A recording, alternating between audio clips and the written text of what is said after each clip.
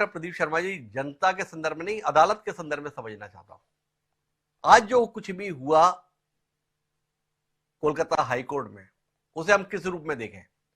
ममता बनर्जी के आरोपों पर मोहर लगी, या ईडी ने अपने आप को पाकसाफ साबित किया, या दोनों यथास्थिति में और फैसला अब सुप्रीम कोर्ट करेगा कौन सही कौन गलत? कुल मिला के हुआ क्या है, थोड़ा इस पहलू को हमें समझाएंगे?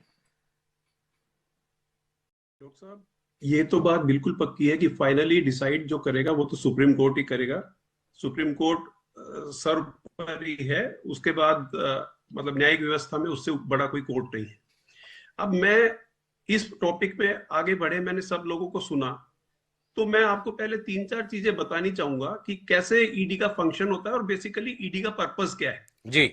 उसके बाद फिर जो ममता जी का एक्ट था और जो ईडी का एक्ट था कि वो justified in the eyes of law था या नहीं था, ये सब बातें मैं आपको बताना चाहूंगा। तो सबसे पहले मैं बताना चाहूंगा कि ED basically PMLA, prevention of money laundering act को डील करती है कि पैसा गलत तरीके से एक जगह से दूसरी जगह ना चला जाए, हवाला जिसे बोलते हैं, उस तरह का कोई ट्रांजैक्शन ना हो जाए, कोई ब्लैक मनी को व्हाइट में कन्वर्ट करे। ये सब कुछ जो एक्टिविटीज होती है, ईडी का सिर्फ वहां तक काम है जी।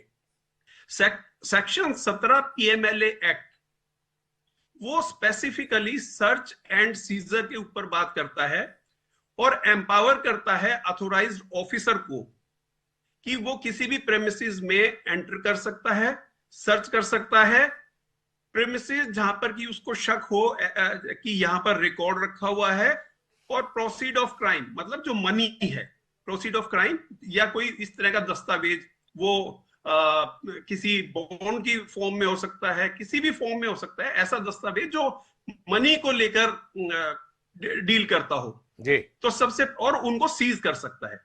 ये सेक्शन 17 में दिया हुआ है।